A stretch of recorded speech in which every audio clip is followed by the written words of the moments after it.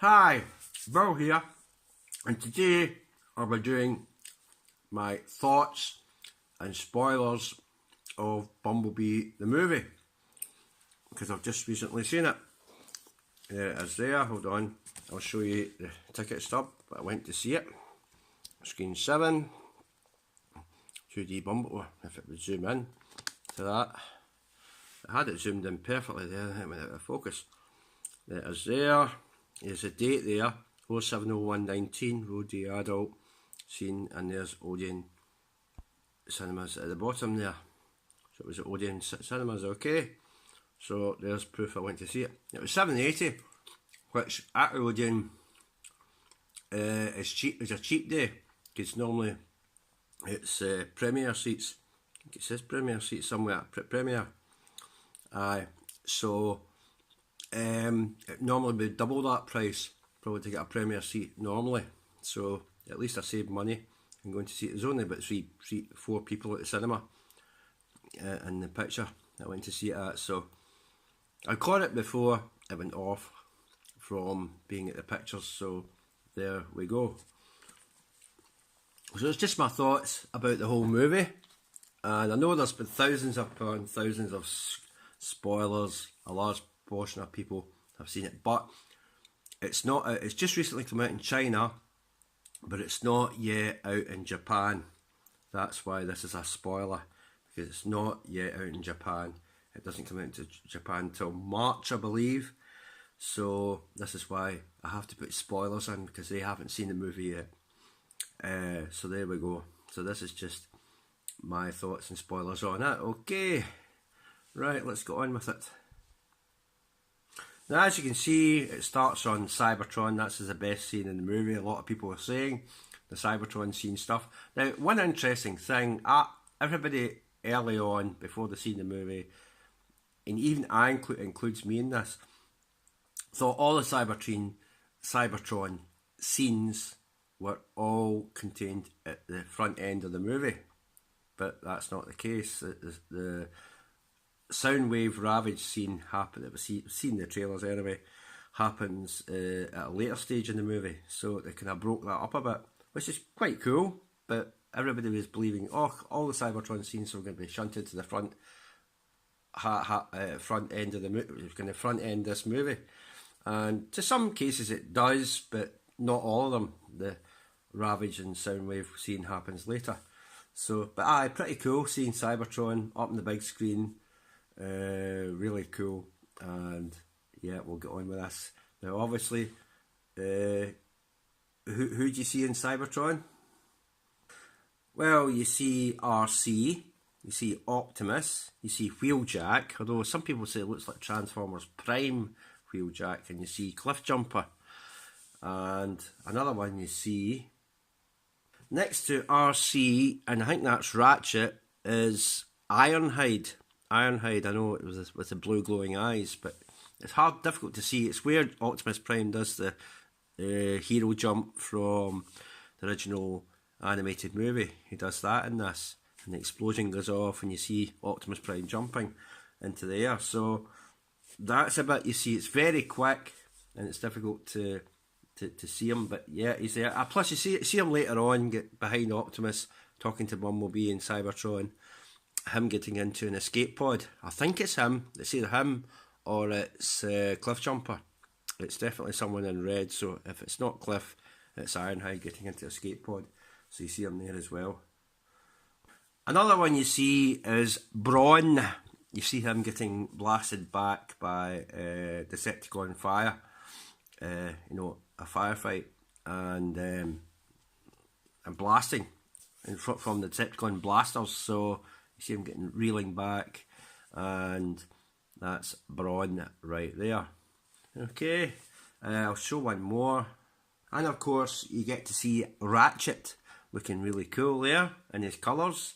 Yes, we're getting the toy. It's kind of one-step-ish type toy I've seen. I haven't seen any more advanced step toys yet. There seems to be a couple of steps toy we're seeing at the moment coming out. You're seeing pictures of currently as this video goes out.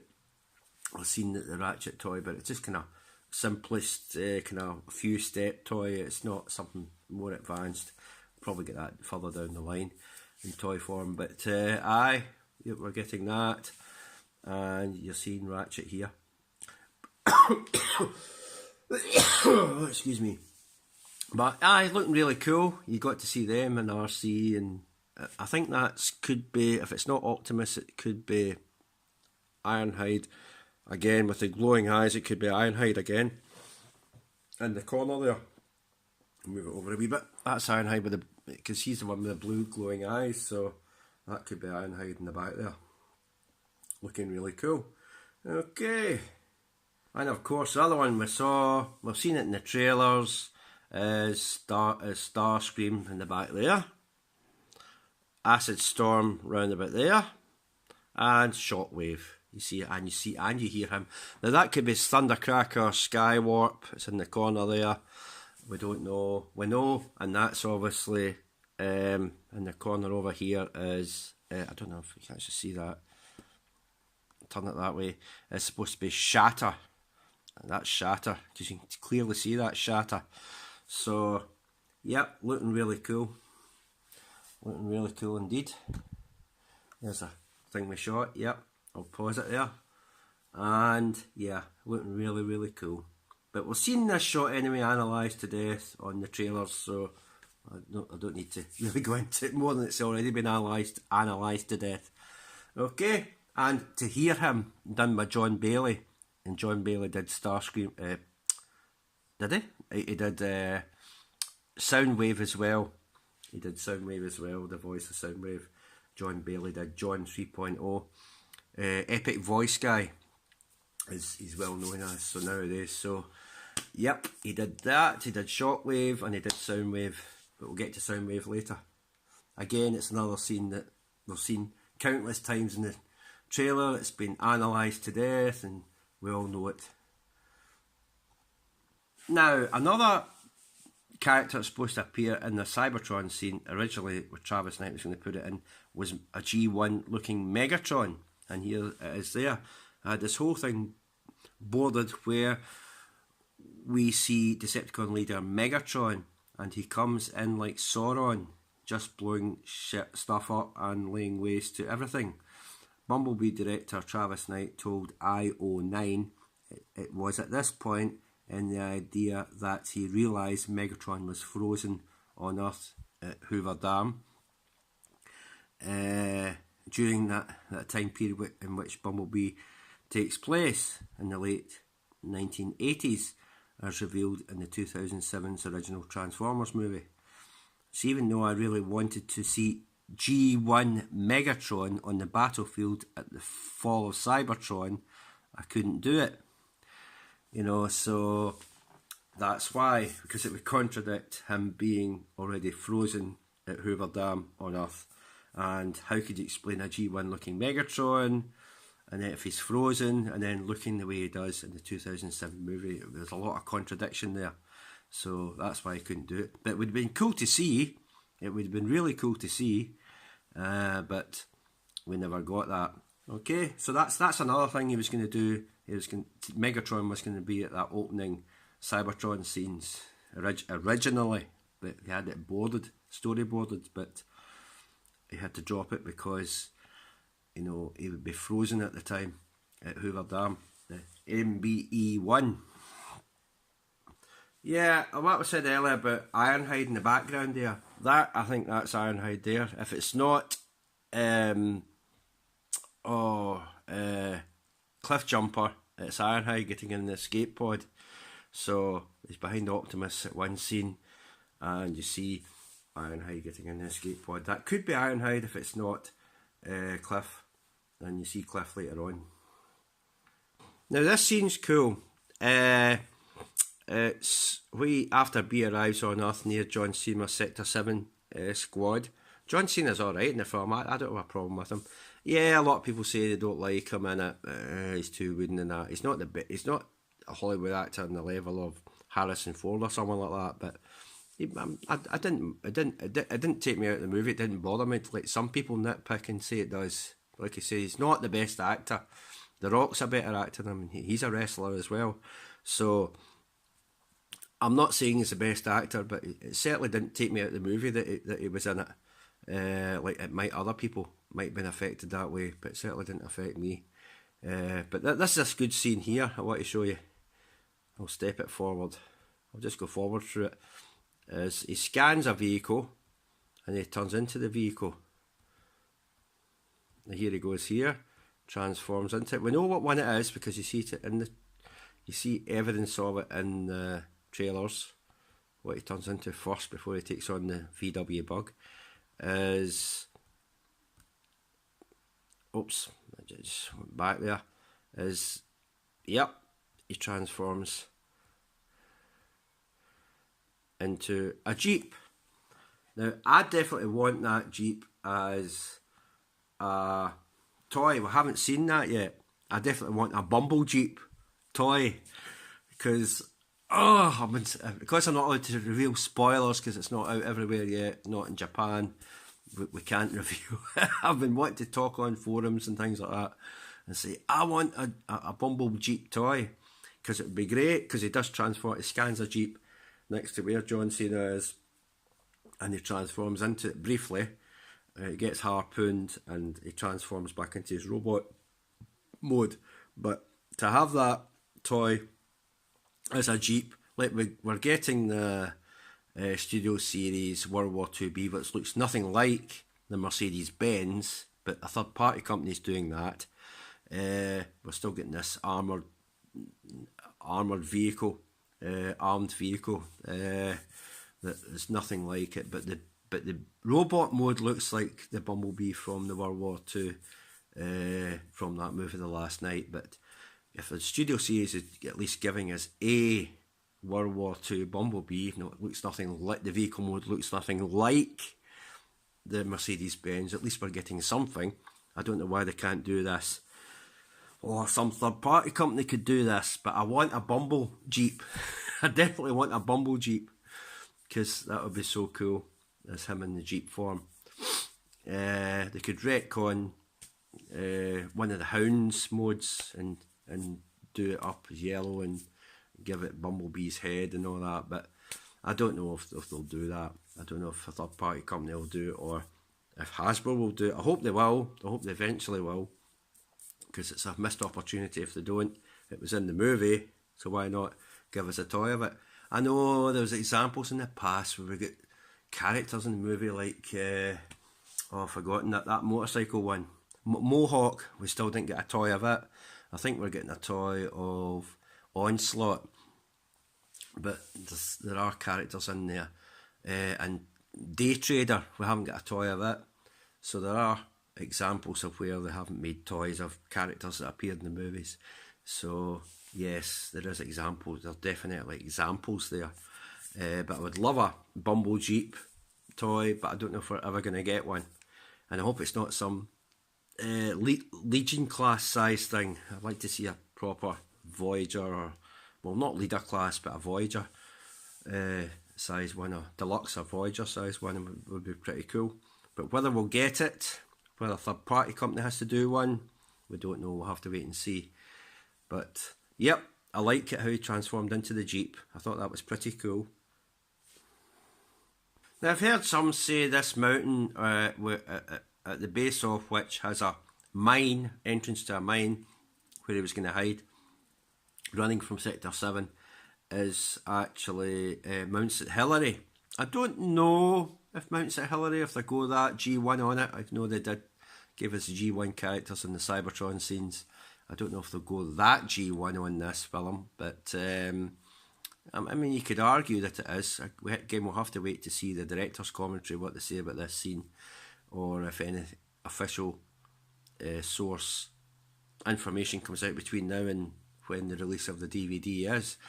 But I don't know that. It just, to me, just seems like a mine entrance. But it does. The camera does pan up and look at the mountain, like it might be Mount St Hilary or something of that ilk. But I'm not 100% sure if this is Mount St Hilary or if it's just, I don't even know where on earth this is supposed to be. Is it Oregon? We don't know. We haven't a clue. It just says Earth at the start when it comes up to the scenes on Earth when Bumblebee arrives. It doesn't say where. I don't think it gives a location as to where they are, so specifically. But I mean, you could draw your own conclusions, but we'll probably hear in the director's commentary, if there is one, on the Blu-ray, to where this is, or if it's just a generic mine entrance somewhere as he tries to hide from Sector 7. And of course, in the trailer, there's a jet comes in, F4 Phantom, which we thought at the time, at the early trailers, it was Starscream. It looks exactly like Starscream, same colours as Starscream. Turns out to be Blitzwing. But thankfully, I don't. One thing I want to know is there's usually a prequel comics to these, which I don't have. I know with the other films that precede this, the Michael Bay ones, there's been prequel comics that lead up to the film itself, and I know there's one done for this, so I don't know the length of time Blitzwing has been on Earth, because he doesn't have a secondary alt mode as a tank. So how long has it been on Earth for? I mean, he managed to obviously scan an F4 Phantom, which he is, but I don't know why he never decided to take a secondary alt mode. It depends the length of time he's been on Earth. I don't know if the comic goes into that, or how long that is. I'll take it there's a narrative for Blitzwing in there somewhere, I would imagine, but I don't have the comic, so I haven't read it, so I couldn't tell you that. Maybe someone out there has. But he certainly didn't pick up a secondary alt mode, and seeing as spoilers, we know that Bumblebee kills him. You know, you see that. You see, again, with all the promotional material, clips, trailers and that, you're getting a lot of these scenes shown in them anyway. You see some of the battle between Bumblebee and his Jeep mode, and, well, his Jeep parts are on his body, and Blitzwing engaging each other, you know, fighting each other. So you do see that in the trailers anyway, in the international one and whatever on for that, so you do see a lot of that in there. So you kind of guess the outcome of Blitzwing from that. It's quite a short scene. It's a good scene, but quite a short one. And of course, Blitzwing rips out Bumblebee's voice box. That's why he learns to talk through the radio eventually, and he does in the 2007 films onwards. So we know this, and in the cartoons that have gone on past it as well, they've kept that aspect in as well. With the cartoons like the Cyberverse and that, he talks through the radio, and some of these other cartoon things. So we know that's the way that he talks from then on in. But he did have a voice before this. He was speaking to Sector 7 at the mine, out at the mine entrance, so he did have his voice then. But after this, he doesn't, and he speaks through the radio, and that's it. But yeah, Blitzwing is the one that ripped out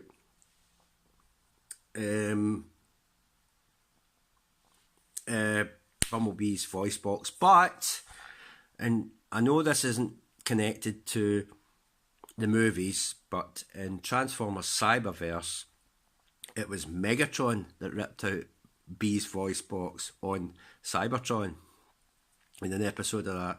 So they've kind of changed who it is that rips out Bumblebee's voice box. It's Megatron in Transformers Cyberverse.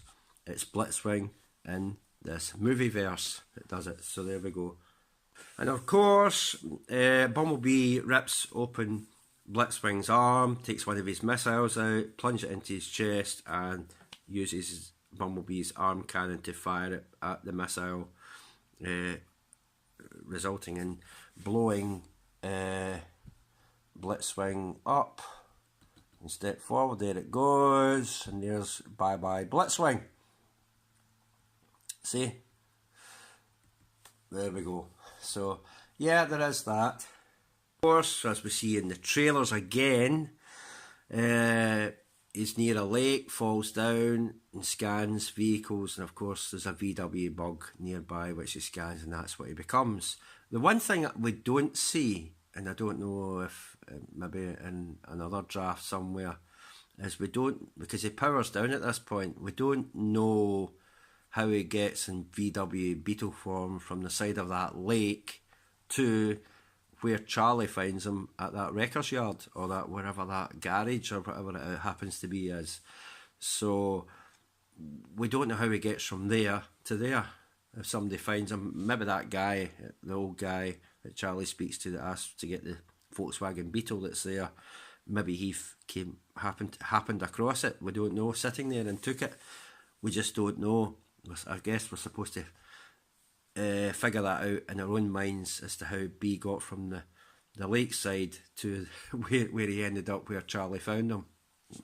I don't think there's any story as to that.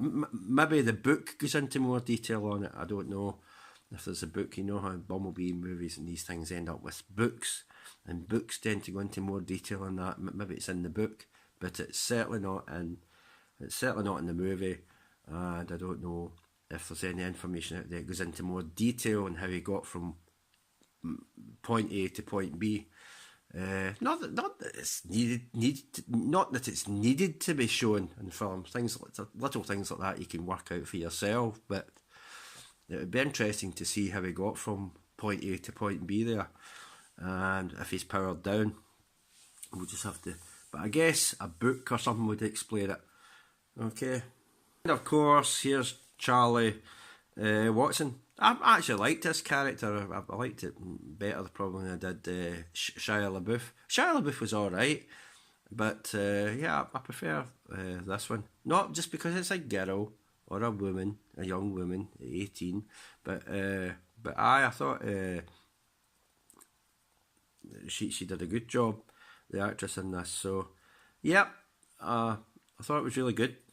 Definitely more. Travis did a more kind of human storyline in this, than just spectacle that Michael Bay does. But there was definitely more of a storyline in this, so I think that's what appealed to a lot of people. But yeah, I preferred Haley Steinfeld in this. It's really good, really good. And of course, Charlie Watson finds Bumblebee, and when she's working the boats, you've seen it in the trailers, the scene where it uncovers Bumblebee and Charlie finds it. But Charlie tries to activate Bumblebee in his vehicle mode, turn the engine, and the radio starts, and the radio sends out a homing signal.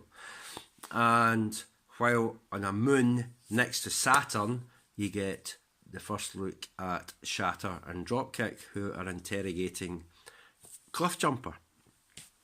So there you see Cliffjumper looking really cool. You can see the facial features and the Autobot insignia on the top there. But he does look a lot like Bumblebee in his body and that. And you get the toy coming out, which is just a red repaint with that head on it of the Bumblebee toy. So the toy's coming out, it looks exactly like Bumblebee except it's red. And then of course what happens? Dropkick halves him, slices him right down the middle and halves him in two. Now there we go. Now a lot of people wondering, why Cliffjumper? Why Cliffjumper? Now someone actually gave an explanation to this. I don't know if it was a fan or if it's actually an official source that gave this, but they gave a kind of credible explanation to this, and I'll show this in a sec. Give me a sec. This is it here. So I'll read it out. So they axed Cliffjumper because he was the same size as Bumblebee, and they wanted to show the audience what might happen to be if the Decepticons got to him. I'm surprised there was an actual reasoning behind this. I'm impressed. So that seems like a credible idea, because the toy is the exact same as Bumblebee's, and we know the look of Cliff, his body type, the Cybertronian body type was the exact same as Bumblebee, but just red.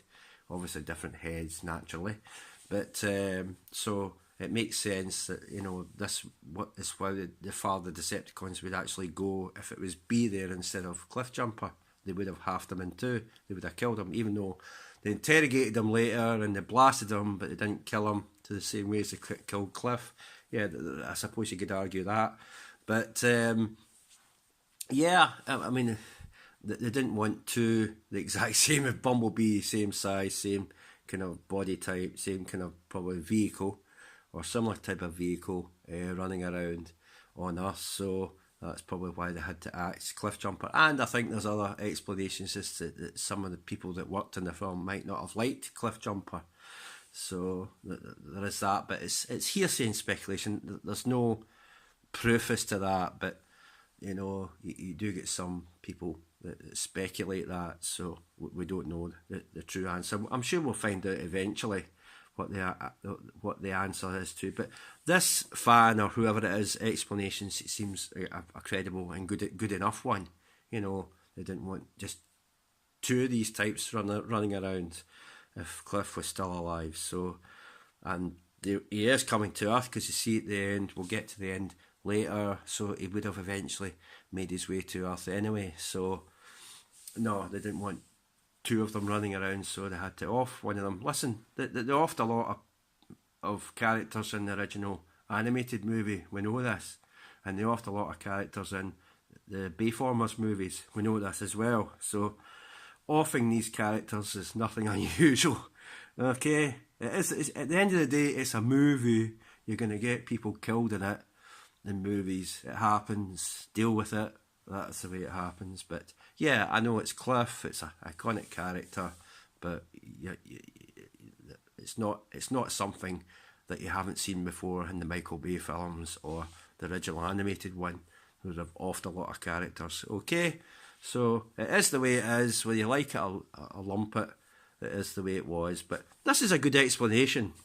It is a good explanation, or one explanation, okay? Of course, again in the trailers, the trailers seem to show a hell of a lot of this movie. You see the scene in the garage where after they takes Charlie takes Bumblebee back to the garage, he transforms, the part falls off, you never see that part again, and he looks underneath, there's a face there, like in the toys, you know, it's meant to represent that, the face is underneath the toys, and he transforms above Charlie, and there we are. You get this scene, you've seen this scene countless times in the trailers, so we know all about it. I don't need to go into explanation of it. So yeah, it's pretty cool. Right, this is the arrival of Shatter and Dropkick to Earth. Now Dropkick, as these two couples are arguing, and he thinks it's going into his car when he arrives, so he actually goes into this truck, and this thing that's next to the restaurant where they are, or house or whatever it is. I think it's a restaurant or a diner, and the type of truck it is happens to be a Peterbilt, I think. So either this is Travis Knight raising the finger to Michael Bay saying, look, in this film Optimus Prime's going to look G1, so ha ha ha, it's not going to look like a Peterbilt. And whether this is just a nod to say that, I know Bay is producer in the film, we know that, it's still on, but whether this is just a nod to that, whether say, look, Optimus Prime should look like Optimus Prime and not a Peterbilt truck, then I don't know whether that's just a random, or whether you want to make something into that, I don't know, but the truck that he goes into definitely looks like a Peterbilt, so, or it could just be a Mack truck, I don't know, but it definitely has that long nose on it like the Bayformers Optimus Prime does. So whether there's something into that, or you read something, or you want to read something into that, you can do, I don't know, but it's funny, or it's kind of funny how it kind of resembles that Optimus Prime in a certain sort of way. I thought that kind of funny, but anyway, that's that. And of course, Shatter totals the guy's car, and Shatter takes on the form of the guy's car, as you can see here, and Dropkick will come in a minute, and they transform into robot mode in front of this couple. One interesting thing is when you see that guy go pop, because it's just this clear goo, it's not visceral like blood and guts and what you would get in a horror movie. It's good because they kept the PG rating of this fairly low, so they couldn't show that sort of thing. So it's good that Travis found a way to do that without it looking very visceral and gory like a horror movie. That he found a way to do it and still looking kind of icky and gooey, but It wasn't really full on, 18 plus or R rating horror stuff they were seeing. It was just a kind of clear, gooey liquid that from Dropkick's weapon. So that was a nice idea, and a good way that Travis found a way to do that. So that was pretty cool. Again, in the background of there, you can see the Peterbilt truck lying on its side in flames.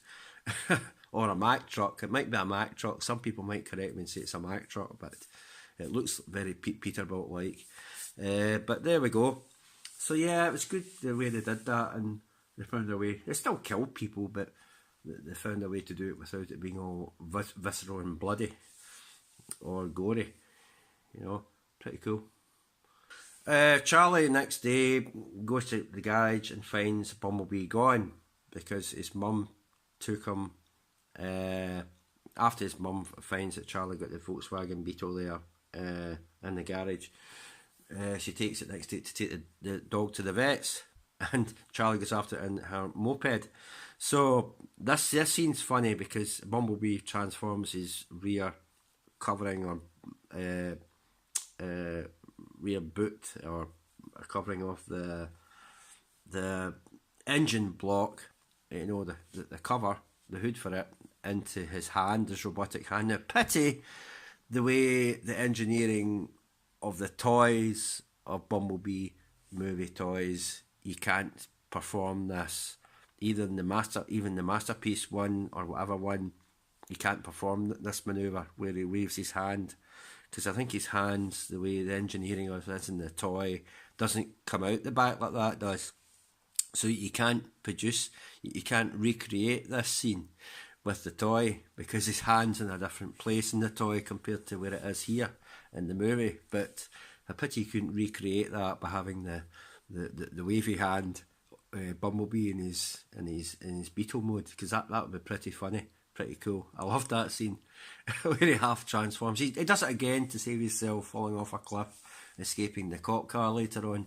But that you could probably recreate because his hand would be maybe is under the door, and you could half transform it to do that scene. But you can't do this scene because of where the hand is on the vehicle. So, and depending where it is in the toy, you might not can recreate this scene.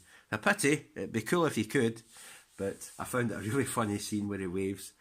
I like that. How many you spotted young Agent Simmons in it? Yep, that was the guy that tore off that information, ran through to where John Cena is, and yep, that's Agent Simmons, because he says later on, Agent Simmons, let's go, and he gets his gun together. Says, I think it's something like along the lines. I don't know the words exactly, but he does mention Simmons' name.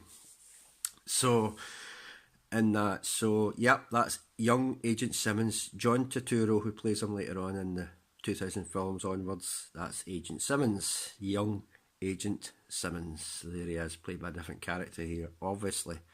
So there we go. So that's the reference of Agent Simmons in there. And this whole area is supposed to be Sector 7, is at Hoover Dam.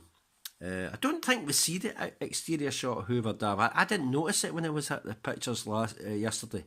I didn't notice it. It's in the trailer, the scene, but I didn't notice it in the version I watched. Maybe I was looking down to get something out of my bag, for, crisps or whatever, and it flashed up on the screen then. But I didn't really notice the exterior shot of Hoover Dam.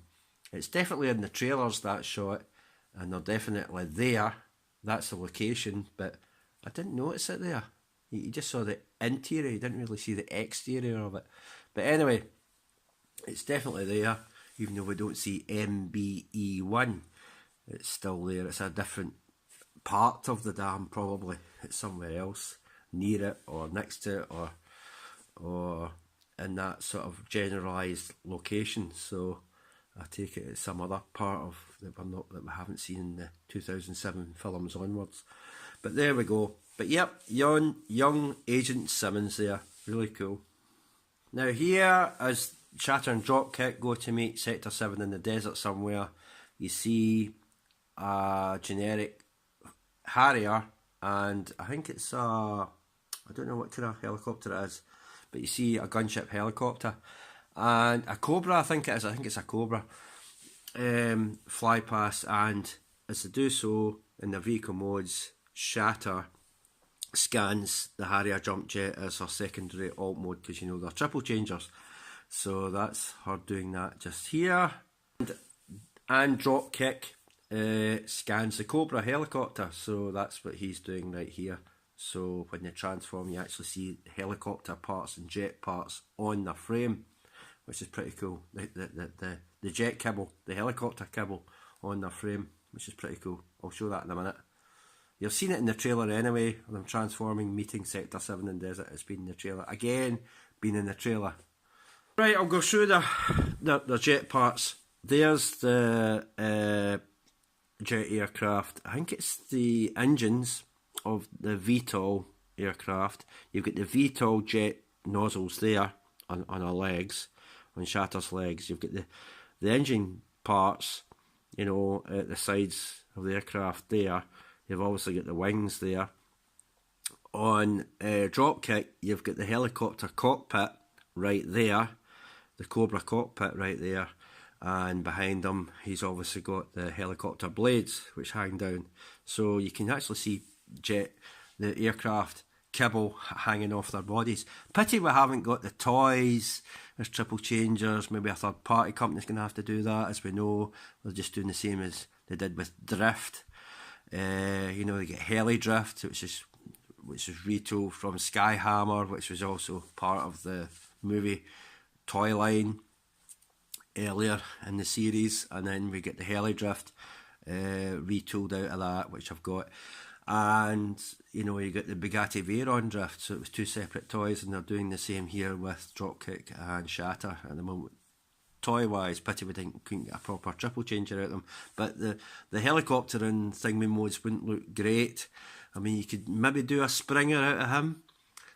You could maybe get Springer, but you see how not realistic the either mode looks. The helicopter looks alright in Springer, but the vehicle mode that quite doesn't look right. It's just a kind of weird vehicle. So I don't think you could get a proper muscle car out of him look, out of a triple changing toy. The engineering just isn't at that level yet to get that. Maybe a third party company might take the challenge on, I don't know. But at the meantime, you're not going to get Hasbro doing that, so you can't expect that. You just get two separate toys. One is a helicopter and one is a muscle car. So that's what we're getting at the moment, toy wise. So, but it does look cool there, seeing we're getting triple changers. We've had triple changers before. A lot of people say this is the first time I've seen triple changers. No, it's not. We get Drift. Drift was a triple changer. He was a helicopter, then he was a Bugatti Veyron. Even though he never became a helicopter the rest of the movie, he still was a helicopter in it, and you visually saw that in the movie. So he was that. In fact, they all could probably scan three vehicles, but in this, you've got Shatter and Dropkick as the first triple changers, apart from Drift, that you're seeing in this movie, which is pretty cool. Apart from Blitzwing, who it was a missed opportunity for the short time we saw him. They could have made him a tank, but we're not getting that. The toy is supposed to be a retool of the Movieverse Megatron Legends, or whatever size toy, I don't know what it is. And I think from what I've seen of Shatter, now Shatter's a Harrier, but the toy I've seen is a retooling of Blitzwing's jet mode, which doesn't even look like a Phantom, and it's certainly not a Harrier. So that's a weird one, that from the pictures I've seen of the toy. It's a weird one that they've just lazily repainted Blitzwing. It's not even an F4 Phantom, the toy of the jet. It looks more like oh, I've forgotten the name of it, but it looks more like some other jet. It's certainly not that, and it looks like a lazy retooling and repaint to me. But anyway, that's the way it is with the toy wise. But yeah, they look really cool in this, and you can definitely see the kibble there. This is the best scene in the entire movie to me, is that one. It's where you see Ravage transform, and the actual G1 sound effect is so cool. Again, you see this in the trailer. We know that it's been dissected to death. It's been done as a GIF. We all know it. We've all seen it. It's in the trailers as well. It's in the trailer. It's a GIF. So we've all seen it, and we've seen Ravage go after Optimus Prime. But it really is cool. And you see his sharp teeth, and it's definitely an improvement over the Ravage we got in Bayformers, which just didn't look like Ravage at all to me. This one does, although he's got his whites on him and all that. And I think I did a trailer breakdown before video, if you go back and look, so it covered this. So yeah, definitely a really cool scene with Ravage on here, and I love it. So that's that. But this is a scene that when I get the Blu-ray, I'll play over and over and over and over and over again, because it's just so cool, and hearing that G1 sound effect. And now he isn't, like I said in the trailer breakdown, I think he's a cassette shape, but he's not an actual cassette. You have a close look, if there ever comes high-res images of that scene, you see him ejecting, you'll have a close look and you'll see there's no cassette reels on it. There's nothing.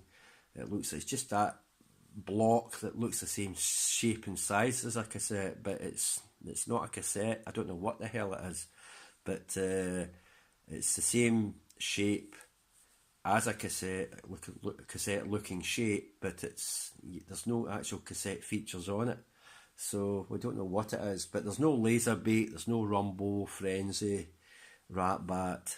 So we don't even know where Blaster is, if Blaster's in this at all somewhere. So yeah, but it's cool that we're getting the toy. But I think Transformers Siege is a kind of very loosely using itself as to connect itself to this because of the designs. But I can't see Soundwave as some weird looking spaceship, which the Transformers Siege Soundwave turns into. I don't know, but we don't see what his alt mode turns into in this, so we don't know if that's what that is. But we know as a proper toy it looks like a van, which looks like something out of Transformers Animated. You know, he's a 4-wheel vehicle there, but we've seen the toy recently of Soundwave and he's a van. Don't know why he's a van, but he's a van, but or a truck. But there we go. But yeah. Again, it's one of the kind of couple of step ones that you just stand up and move a few parts in his Soundwave, but I don't know if I'll get a bigger, more detailed or better, more bigger stepped or better engineering one of Soundwave from the movie. I don't know, but there it is. But yeah, I'll play that scene. I'll wear the disc out when I see that scene, because I'll just play that scene over and over and over again. I love it to death. Just that transformation and the transformation sound, it's superb. Yeah, this scene where they take them Shatter dropkick back to Sector 7's base, and they ask you if it says on the screen there, tell me, do these voice communications work all over the planet? So basically, they create the internet in this iteration and within this universe. It's them that create the internet, and are from there, Sector 7 and whatever, create the internet. So it's them that basically created the internet back in the 80s. Well, that's the way they tried to loosely explain it. But there we go, believe what you like, but it looks like they created the internet to try to find or hunt down Bumblebee in some sort of way of scanning and things like that. So they basically, in layman's terms, created the internet. Okay? Of course, there's a meeting with Bumblebee.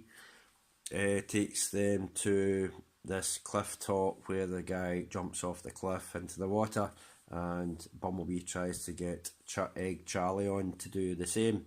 And of course, what does he play? You've got the touch. You've got the feeling. I'll not sing. I'm terrible at singing. Aye, it plays You've Got the Touch. So that was pretty cool, just hearing that.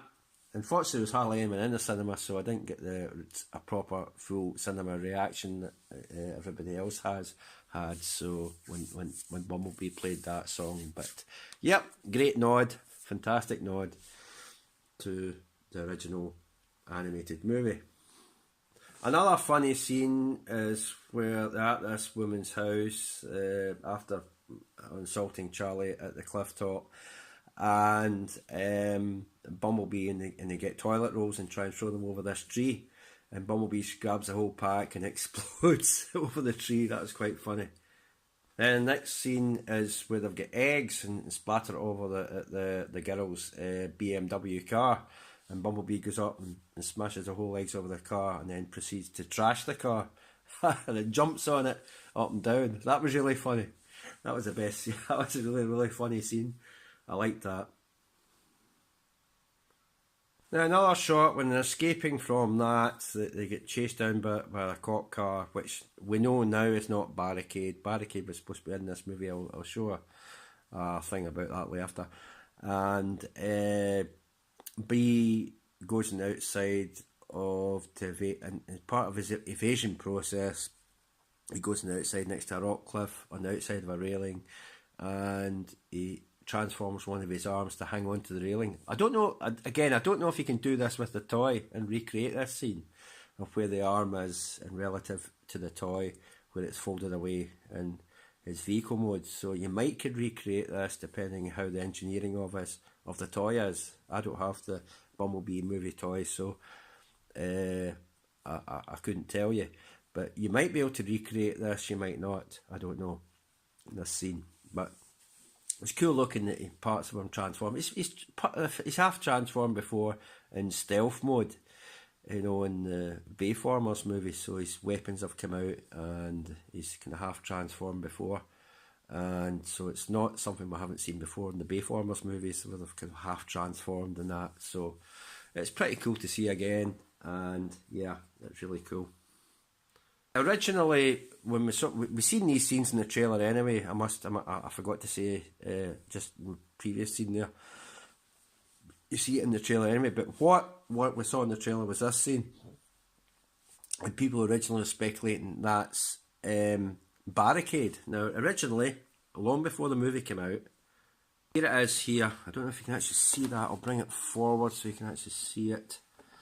Yeah, taking place in 1987, 20 years before the rest of the live-action Transform film series, the spin-off prequel reveals the early days of Bumblebee seeking refuge on Earth when he befriends a teenage girl in Southern California. Oh, well, I don't know if that's where Oregon is or not, I don't know.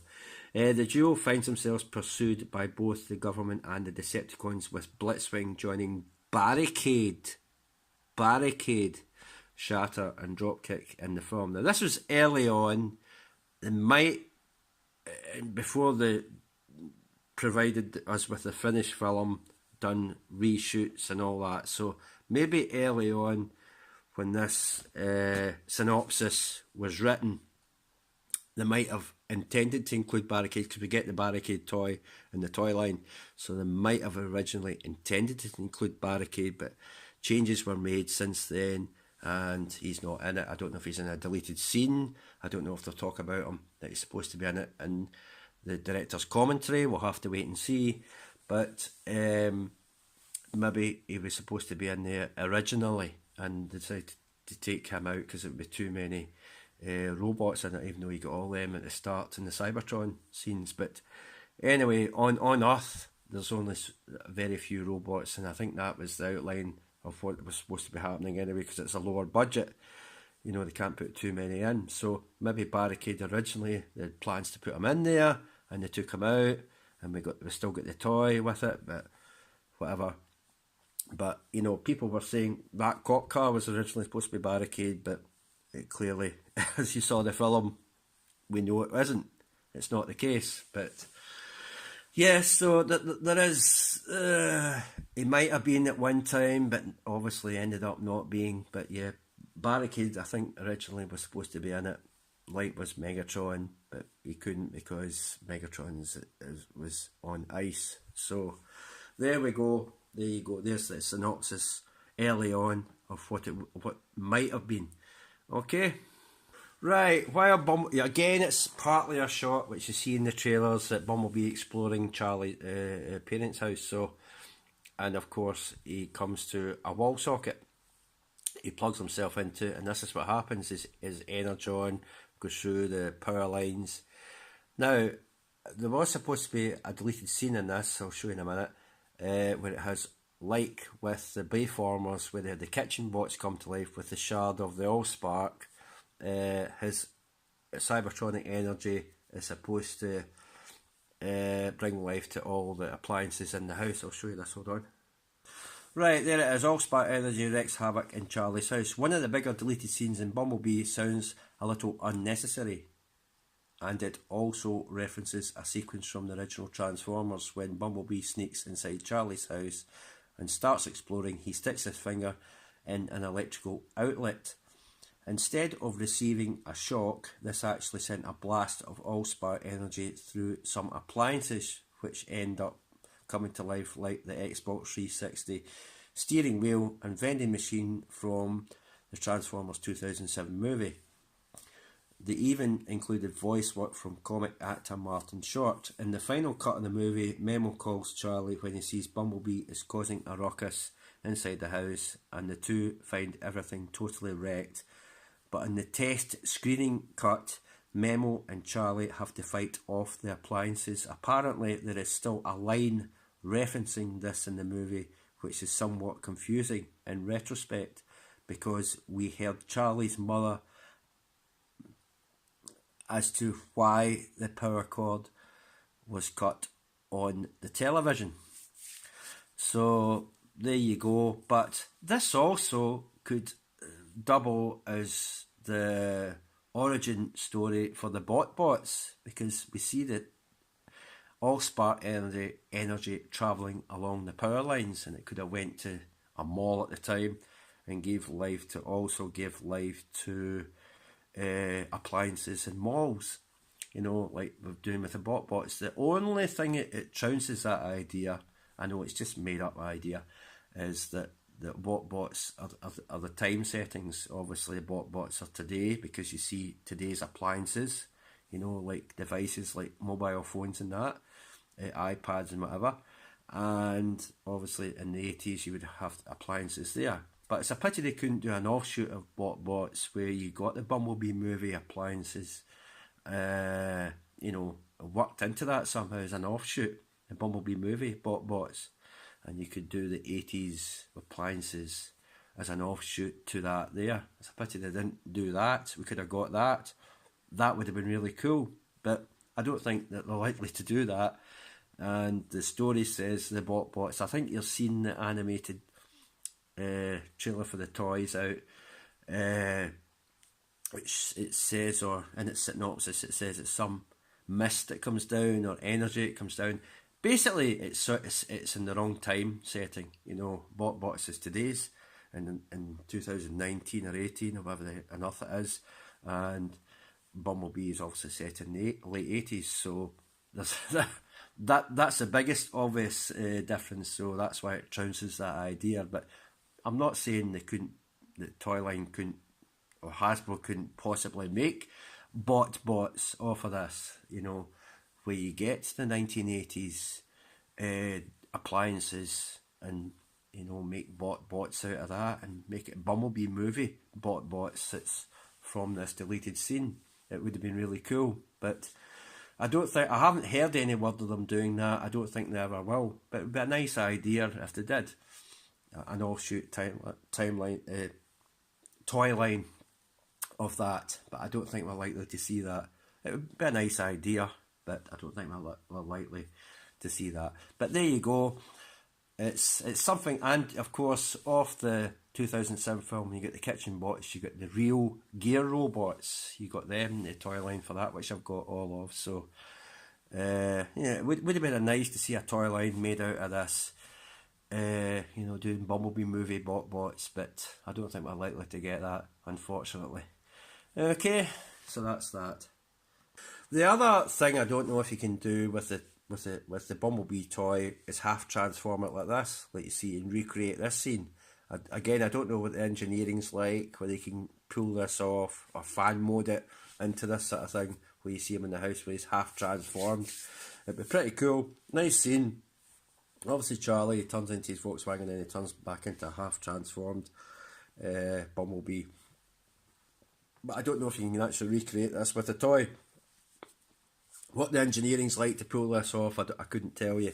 If you've got the toy, you can try it. They might get people trying it and do video reviews of it, I don't know. But it'd be nice to recreate these with the toys and see that. So maybe someone can do it and try it, and maybe I'll see that in the future. I don't know. Like I say, I don't have the Bumblebee movie toys myself, so of this movie, I mean, so I couldn't tell you if you can pull this off or not. Okay.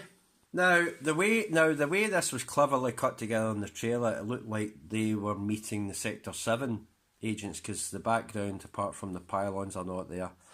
It kind of looked like it was off the same scene, but it's actually not. This is where they're trapped with John Cena. Says, "Don't run!" She ran, and then he proceeds to jump down a cliffside with Charlie in his arm, Bumblebee, and then he transforms, and then this scene, and then his escape. These two come in, the triple changers. So that's where this scene happens.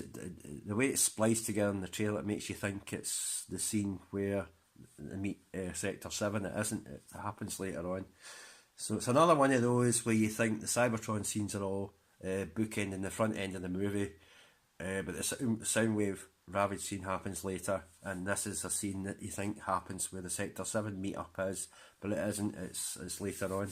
So you kind of get you kind of get that when you watch the movie.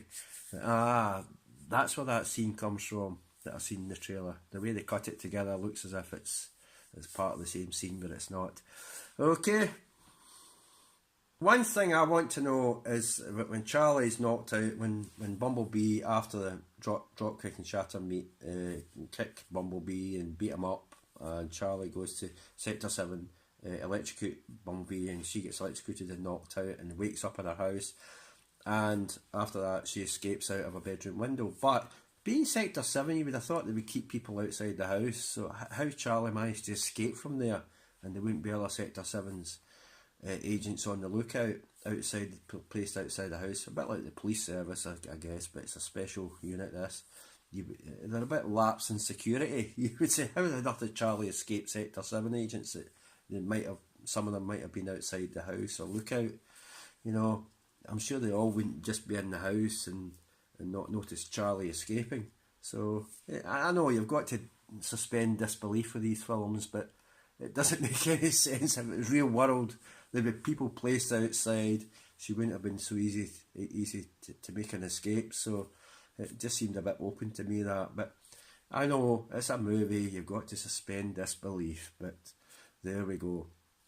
But if you apply real world science to it, it wouldn't make any sense as to why there weren't people placed outside, and escape wouldn't be as easy as what it appears to be here from the house. So it's a nitpick of mine. It's a nitpick, but it's one that would apply if it was real world rather than suspend disbelief in a movie. But there we go.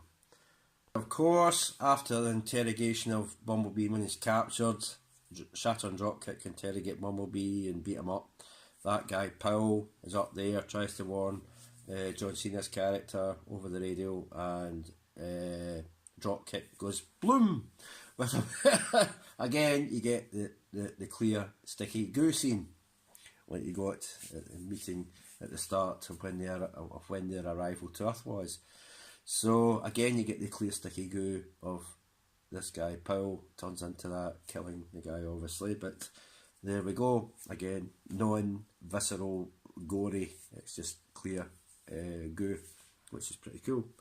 Okay, of course, John Cena's character drags Charlie outside. There's a tussle, and John Cena's character throws Charlie to the ground, and of course this pisses Bumblebee off royally, and he goes into battle mask, and that's what you're seeing here, and he stands up and starts firing at the troops. Now he doesn't actually hit the troops, he just fires at their vehicles, destroying the vehicles. So, but of course Charlie comes in and stops Bumblebee, and that's what you get. But it's a really cool scene. Now some people have problems with Bee's eyes turning red. It is what it is, but Yeah, I mean, normally Transformers' eyes wouldn't turn red when they get angry. I think B's been angry before in the Bayformers movies, and his eyes hasn't turned a different colour.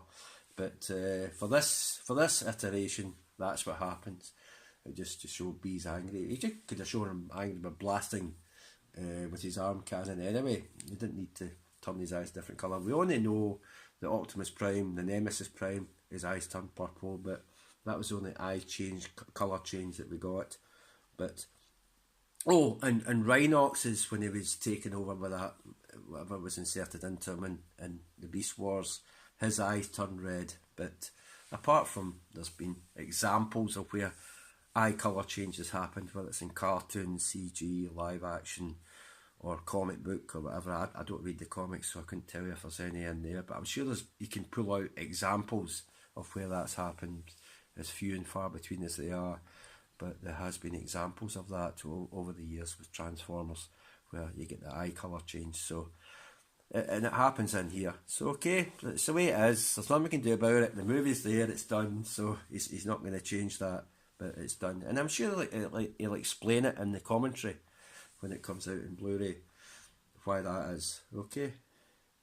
Right, during the scene where Bumblebee and that go off to the tower where Shatter and Dropkick are to contact their Decepticon foes, Decepticons, fellow Decepticons, sorry. Charlie's parents arrive in the station wagon. Now the station wagon makes weaving motion across the road, back and forth.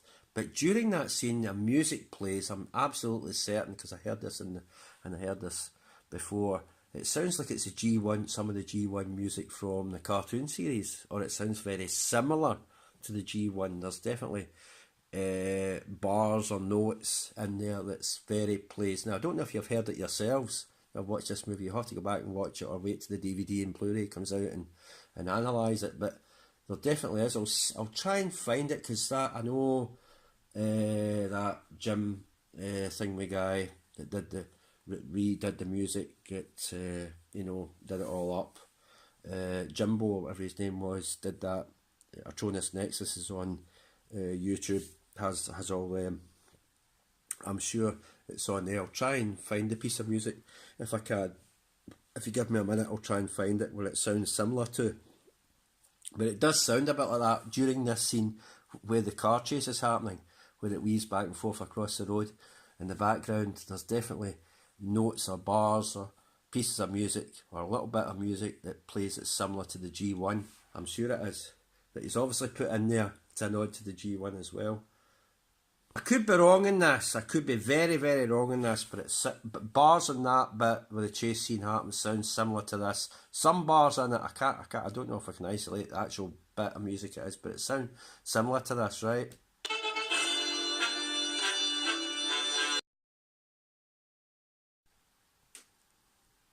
Right, there's bits of music in this. I'm sure it was from that chase scene, right? And I'm going to play it now, but I don't know what bars it is that's in that chase scene, but it sounds similar to this.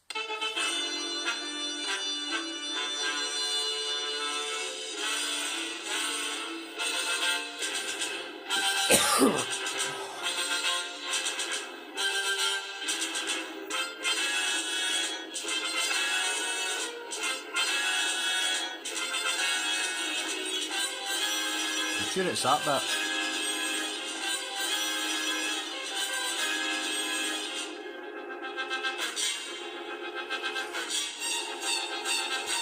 I'm sure it's that a wee bit there. Hold on, I'll play it back if I can.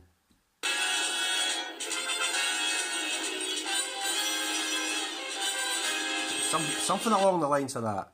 I'm sure it is. That if you listen to the thing, you'll hear it. Okay, so I'm absolutely certain it's in there, or something along that sort of lines. It's in there. It sounds very similar to that chase scene in the movie. So you definitely listen to that, whether you have to wait till you get the DVD or whether you go online and find a copy on there to watch. You have to listen to that. It does sound very similar It does sound very similar to that. So whether he's added that in deliberately as a nod to the music that's in it, I don't know. But some of the music I did find to be very G1 cartoony.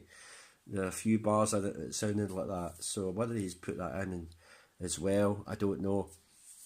I don't know if it's in the soundtracks. A lot of soundtracks just the 80s music and it's just proper pieces that play, but I don't know if other bits like this is on the soundtrack. So I'm sure we'll find out over time. I'm sure the director's commentary will tell us if that is deliberate, whether they did put that nod in there during this scene as it plays out. But I did recognise bars in it that sounded like it was from the G1 cartoon music. So whether it's deliberate, whether it's added in, or whether it's just something that sounds similar to it, I don't know. Now, in the trailer, we saw Bumblebee grabbing a chain and a gunship helicopter was firing at him. Now, originally, some people hit the nail on the money, said, "Isn't that dropkick?" And others they said, "It's just some generic Sector 7 pilot that's firing at Bumblebee." But actually, it is here. It is here. And you see it in the trailer, yep, it transforms, and yep, that is actually Dropkick. So they were right enough. You do get to see Dropkick's death in the movie, because they cleverly cut it, so you see the explosion, you see the helicopter dropping, but you don't actually see the transformation of the helicopter to Dropkick robot modes. But yep, it's in there, and we did see it in the trailer. Now that's no stranger, because we see Canopy's death in the Last Night trailer. So there's no stranger to seeing characters' deaths in trailers. We saw it with Canopy and we saw it with Dropkick. It is a bit off-putting seeing someone's death before you see the movie.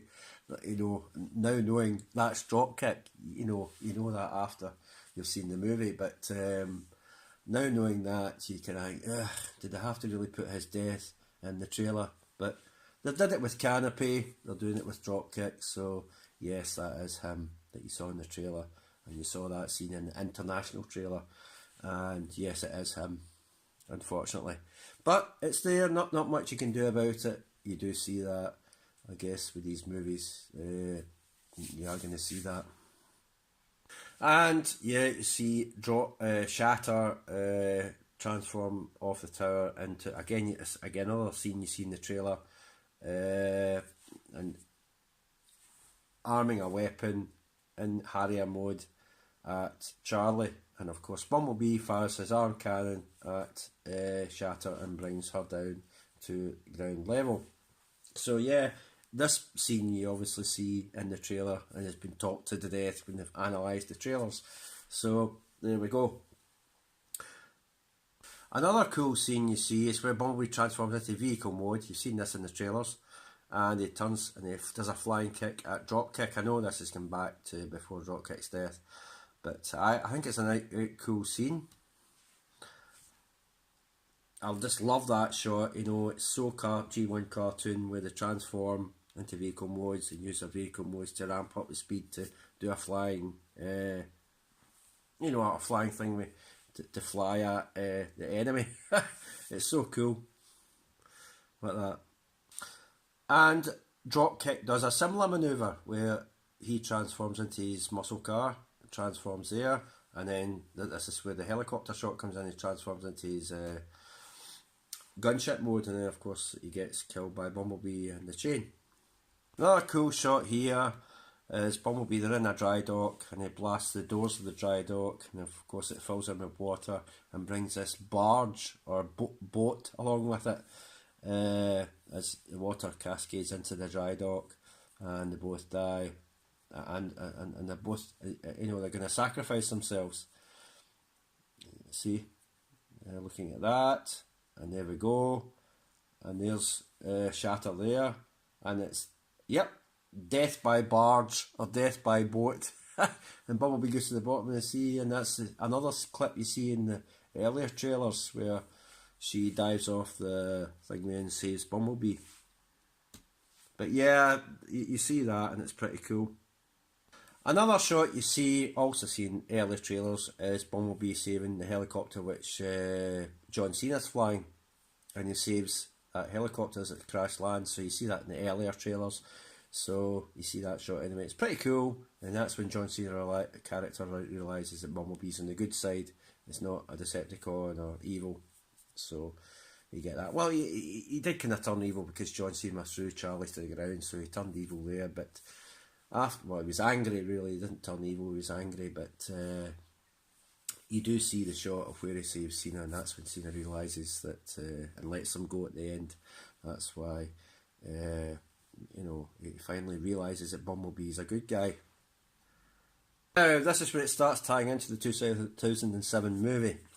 Is that Bumblebee on a cliff next to the Golden Gate Bridge scans an old style Camaro, 1970s thing I think it is, and you see at the start of it, he's all beaten up and battered at the start of the 2007 movie, but this is obviously pristine back then. So, and then he turns into the Camaro. And then Charlie says, "What, you could have been a Camaro all this time?" But we wouldn't have got the VW G1 looking bug if it was that. So from now on in, movies going forward, he's going to be this Camaro until we see how he becomes battered and, you know, all beaten up as the Camaro in the 2007 movie at the start. So if they do a second movie, that's what he's going to be. He's going to be this Camaro. Okay, so that's what he is. But there's another good, fantastic shot, which I'll show you. Hold on. Now, on the bridge, he passes a truck that looks exactly like Optimus Prime in the Camaro when Bumblebee drives off. Now, a lot of people saying this is Optimus Prime. I'm going to play devil's advocate here and say that's not Optimus Prime. It's a truck that looks exactly like him, but I don't think it is him. Plus, I think these are side. You can see the kind of warping effect on it. I think that's the soft-sided trailer. Well, there's nothing to say in this iteration of Optimus Prime in truck mode. He couldn't be a soft-sided, have a soft-sided trailer. You know, there's nothing to say that couldn't be the case. But you can see it all warping. It's definitely soft-sided. It's not a hard-sided trailer like he is, and you know, he normally is. So there's definitely a covering there. It's all tarpaulin or PVC or whatever material's made out of. It's soft, so you can definitely see that there, and you can see it there as well. It's covering that trailer. Well, it's an open trailer. You can see kind of beams there coming down as well. So, and there's nowhere on it it shows an Autobot symbol. There's no Autobot symbol showing in that. You could say, well, maybe they're hiding it in case of Decepticons around, but he never hid it all that time when there's a G1 truck.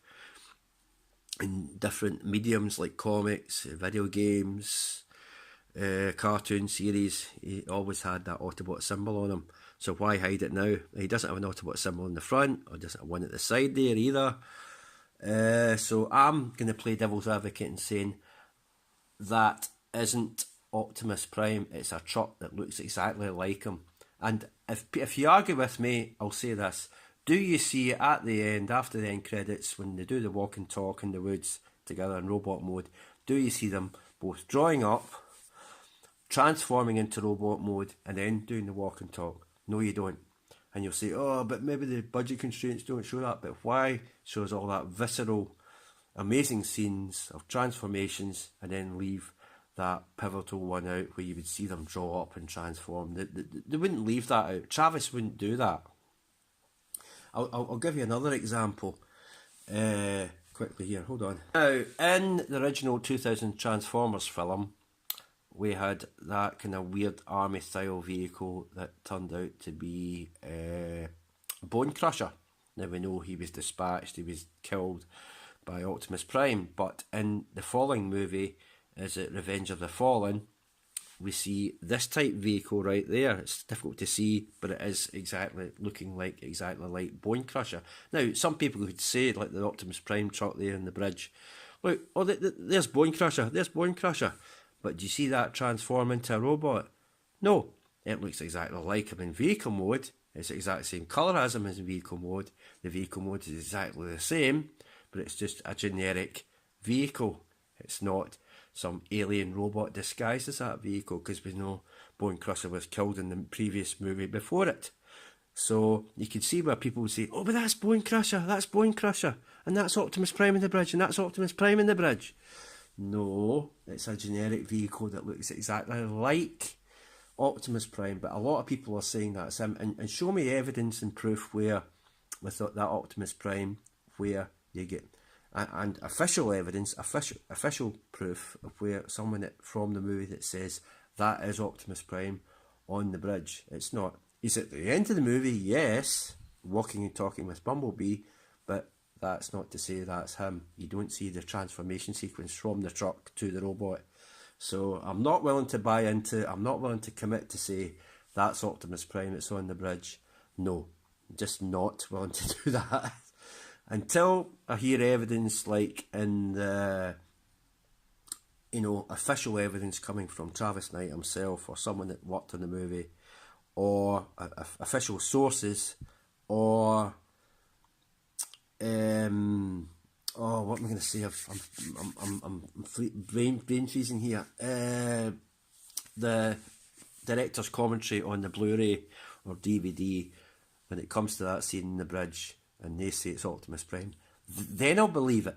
But don't come to me and say, that's him! I've heard of some random guy on some random website saying that's him. No, it has to be an official source that says it. If an official source says it, then I'll believe it. But until that, I reserve judgment that's actually Optimus Prime on the bridge. But it's the same. It's the same with the Optimus Prime vehicle as that vehicle there. That's not Bone Crusher, so that's not Optimus Prime. People will say that's Bone Crusher, and then people say that's Optimus Prime. No, it's put in there as a nod to Optimus Prime, but it's not Optimus Prime.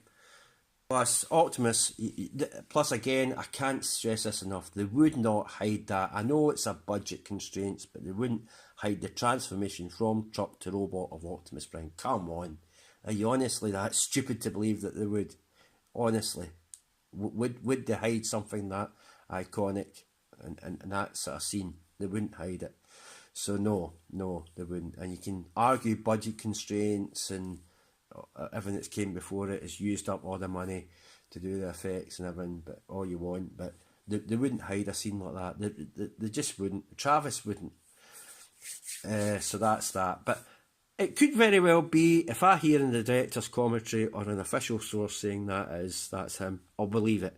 Absolutely, I'll believe it. But until such a source happens, until such a thing happens, I reserve judgment. That's actually Optimus. It's a truck that looks like him, put in there as a nod to Optimus Prime, but I don't think it's actually him.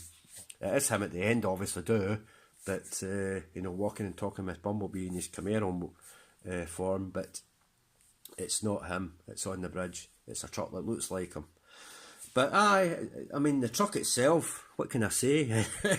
I know it's nostalgic, isn't it? But I'm not willing to buy into it. That's him. I reserve judgment and wait to hear official word and who that actually is on the bridge, whether it's really him or put in there as a nod, or in the director's commentary or information that comes out between now and when the DVD comes out from official sources. Nothing, no random guy on some random website saying it. It has to be an official source. So there you go. Unless they have, and I'm not aware of it, but I haven't seen anything of that calibre to say that that's actually him. Okay, so there we go. A couple other things I want to cover, and then that's me finishing it. I'll have to, it did cut out this, but I'll have to, even though you don't realise it, I'll have to maybe use PowerPoint. So you'll see a wee PowerPoint sign come up there when I put the video together, because I'll just have to half the two halves together by PowerPoint. Okay. Right, I want to read this. Now, going forward of this movie, Transformers are under consideration with potential for a future Beast Wars movie. However, the producers stressed out the fact that all of the above, including animated movie, will only happen if the latest Bumblebee movie is a financial success, which we know now it isn't yet. It's certainly not in the realms of what Aquaman is doing. We probably will make a Bumblebee sequel, and we want to make another even bigger Transformers movie in the future. Lorenzo de Bonaventura told China.org.cn, after being the producer of every Transformers movie in the past decade, we have an animated movie in writing stage just now. We are trying to figure out an Optimus Prime movie. See, so Optimus could still become that truck that's on the bridge if it's a scanning vehicle, you know, a vehicle that he scans and then becomes that truck in the future. So that's entirely possible. Or if he turns up in any future movie going forward. So that's definitely a possibility of Prime becoming that truck if that isn't indeed Prime himself. While the Beast Wars franchise has a chance too.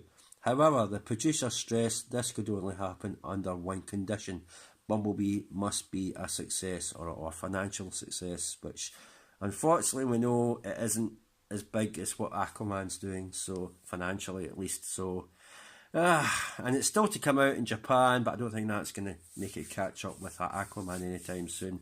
So it's unfortunate, so we don't know if we're going to get these or not. I would say Optimus Prime's still going to appear in whatever movie going forward happens. So, and it will scan that Earthlight truck, and it will still be set in the 80s, going through the 90s up to 2007. So you'll still get that. You'll still get him as that truck. If that isn't him on the bridge, you'll still get him as that truck. You definitely will scan a vehicle or that vehicle similar to that.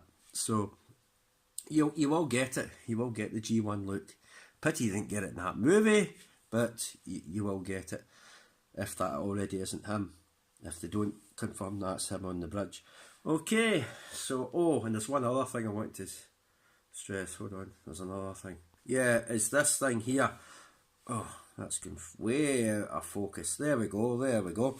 Now, for the opening Cybertron scene that everybody seems to love, anything past that, you know, is debatable and people have their differences of opinion. But Travis Knight expressed his delight to see a Cybertron set CGI movie based on the opening sequence highlighted the fall of Cybertron. Well, actually, it would be wholly animated because the beginning of the movie is completely animated, said Mr. Knight. So you know it has live action lighting and textures and everything else. So it has that feeling. But yeah, I would love to see that movie. I got to tell you, that was one of the biggest thrills for me in the process, was bringing Cybertron to life and seeing the fall of Cybertron, just a glimpse of it. Because that's where the animated series began, we wanted to begin this film in the same manner, to pay tribute to all that it was so much fun. I tried to stuff as much as possible into those opening moments just because that's the movie I've always wanted to see. I would love to see a movie like that, yeah. So there you go. So Travis would like to do a fully CGI Cybertron set movie, which would make it look basically like some people liken it to just a one huge video game cutscene or cut sequence. So believe what you like, but you know, it would be cool seeing that. A lot of people want it, but Travis, I don't think is going to come back to this anytime soon. He's certainly not coming back to doing the next Transformers movie unless something changes his mind and he does do it. But as far as we know, he's not doing the next one. It's some other mystery director. Hopefully it's not Bay. I don't think Bay's coming back. He might be still stay on as producer or something. I mean, the one thing I will say about Bay, his fingerprints were still all over this movie, because